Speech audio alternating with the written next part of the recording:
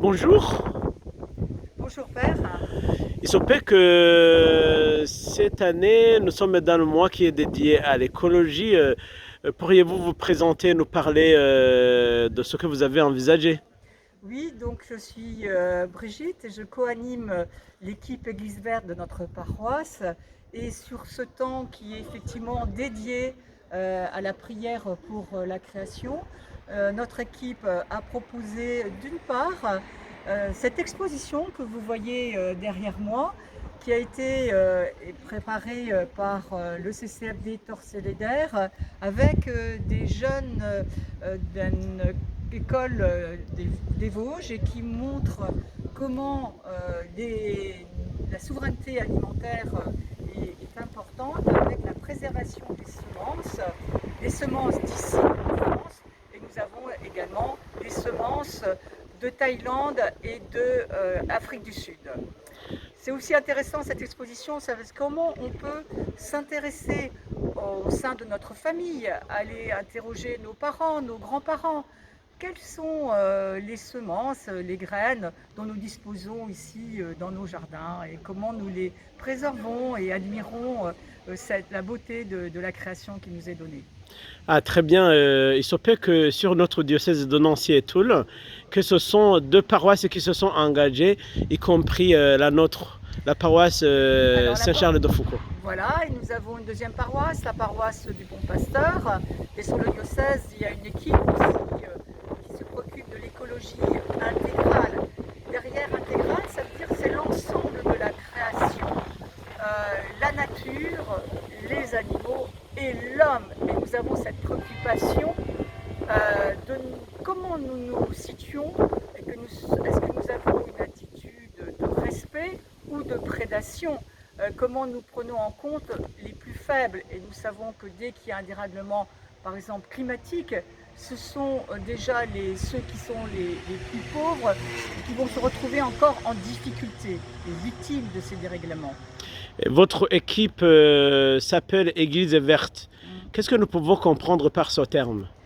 Église verte, c'est-à-dire que c'est un label œcuménique qui rassemble les catholiques, les protestants et les orthodoxes dans cette démarche de respect de la création. Et donc comment nous sommes engagés par notre foi commune, le Dieu créateur, comme vient de le dire notre évêque, le Père Papa, c'est au nom de notre foi que nous avons engagé pour une conversion personnelle sur notre relation à cette création dans tout son ensemble.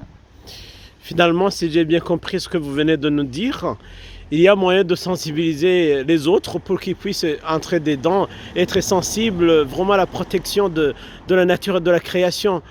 Que pouvez-vous leur dire pour qu'ils puissent être sensibilisés et contribuer pour cet effet?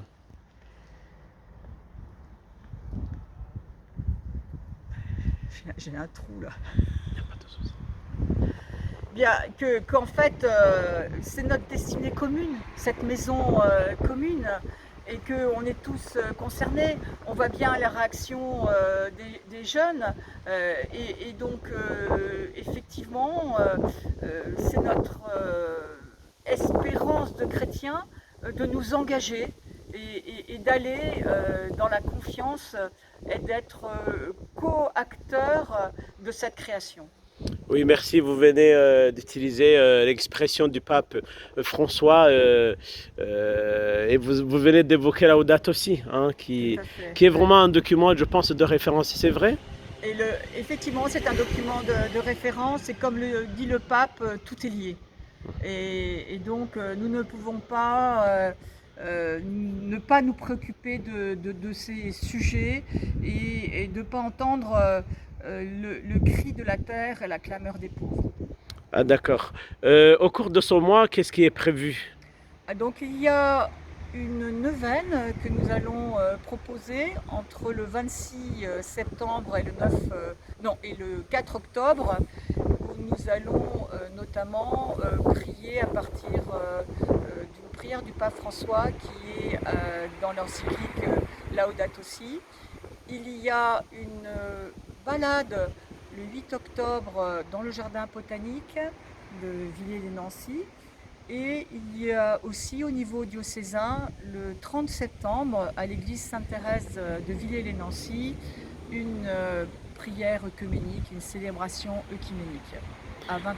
Voilà, merci, c'est un bon programme. Et sur la paroisse, vous avez des propositions, vous avez prévu des activités? Alors nous avons des propositions tout au long de l'année. Nous sommes en lien avec la diaconie, bien sûr. Nous sommes en lien également avec les jeunes, et dans le cadre de la catéchèse, nous pouvons témoigner de cet engagement pour la protection de l'environnement. Nous organisons également des conférences, tout ce qui peut nous engager aussi à la sobriété, et nous n'oublions pas non plus de prier en lien aussi avec les équipes liturgiques, notamment dans le cadre de la prière universelle. Avez-vous une conclusion à faire?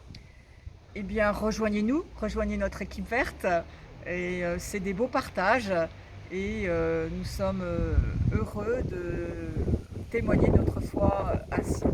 Oh, merci beaucoup pour cet entretien, c'est magnifique. Je pense que les jeunes et les moins jeunes, tous ensemble, en synergie, nous pourrons protéger notre maison commune, si j'utilise le terme du pape François. Merci, bon dimanche, et puis à bientôt. À bientôt. Au revoir, merci Brigitte.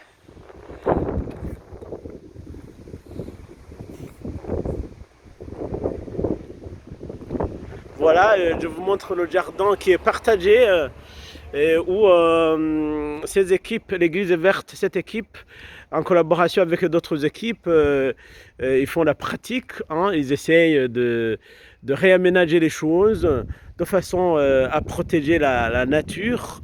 Et c'est magnifique, c'est à côté de la basilique du Sacré-Cœur, qui est notre basilique. Et nous sommes fiers des réalisations de cette équipe Église verte qui essaie de nous bousculer un peu. Et c'est mieux que nous soyons bousculés et sensibilisés pour protéger la création, la nature. Au revoir, bon dimanche à vous tous. Merci.